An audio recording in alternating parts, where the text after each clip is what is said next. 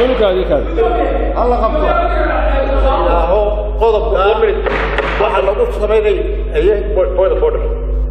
xildhibaanada golaha wakiilada Soomaaliland ayaa maanta ka dooday xeerka dekedaha oo maalmihii ugu dambeeyay xeerkaasi gacanta ku hayeen xildhibaanadii saaka ka qayb qaadanaya dooda ay ku kala aragti duwanaa xeerkani waxay sidoo kale xildhibaanadu ay tilmaamayeen inay muhiim ahayd in la soo horeysiyo xeerka dekedaha maadaama dhawaan la ansixiyay xeerka aaga cashuuraha ka caagan xildhibaanadii saaka ka qayb qaadanaya dooda waxa hadaladoodii kamid ahaa la doonayo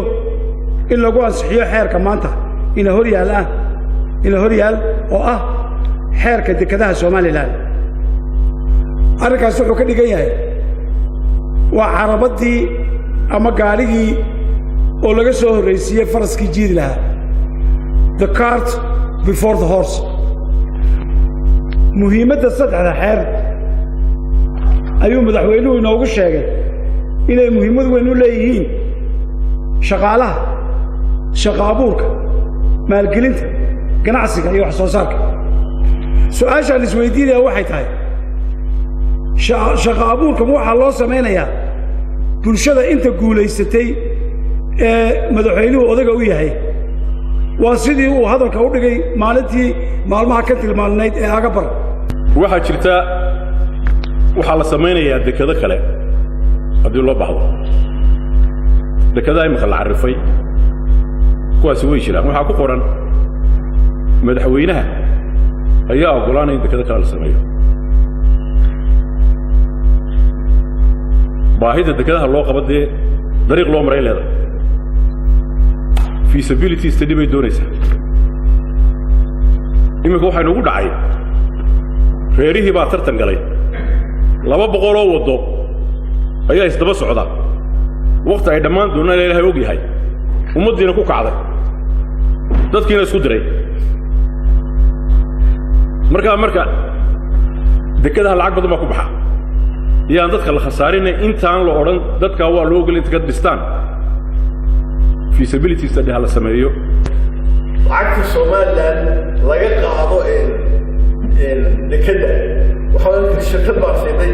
shirkadaas waxay ku shubtaa maalin walba waxay xawishaa lacagta ka soo baxday waa la xawilaa waxa lagu xawilaa Abu Dhabi waa in dalka lagu shubo oo bangiyada Soomaaliyeed bangiyo waa leedahay Soomaaliland bangiyo waa leedahay in bangiyada Soomaaliland lagu shubo oo hadii goor loo socdo xisaabtu waxay tahay mana aragno wali wax ka soo baxa berigii qudub waxa dekadu way taageeri jirtay oo waxa miisaaniyada way ka mid jirtay $2 milyan ay sanadooda ku kamid jirtay guddigu wax manaj kareynaya khasaaraha yimaada madaxweynaha waxay la tahay guddiga waajibaadkooda culus waxa kamid ah inay sameeyaan compensationska waxa taa sharcigu ay tahay inay deyn u qaataan marka khasaaraha yimaada si ay u buuxiyaan chapter kan isleeyahay waa ugu muhiimsan oo ka maqan yahay waxa kamid ah ma inay board kaaynu sameynayna ma inay dekada berbera maamulaan ba ama hal dekad maamulaan ba jawaabtu waa maya hada waa qodar hayda dhow khadkeena gelin salaam alaykum maxamed wad maasanta laakiin hawlahan waa hawlo socday weeyaan waxa ka soo shaqeeyay farsamayaqaanadii dekada ka soo shaqeeyay waxa ka soo shaqeeyay wasaaradda maaliyadda soo martay dekadihii baa soo maray af Ingiriisiga iyo af Soomaaliga labadaba waxa ku qoran lacagahaas inay ku dhacaan khasnada qaranka khasnad qaran ma hay khasnada dawladda ayaa la yiraahdaa khasnada dawladda waa xisaab number 8 baa la yiraahdaa laakiin anigu arintaasi waxa u qaadanayaa baxdaba hay'aduna madax banaan tahay miisaaniyadda xisaab xidkeedii ka maqnaa oo aan xisaab xidkan la inoogu soo darin arinta qodobkaasi waa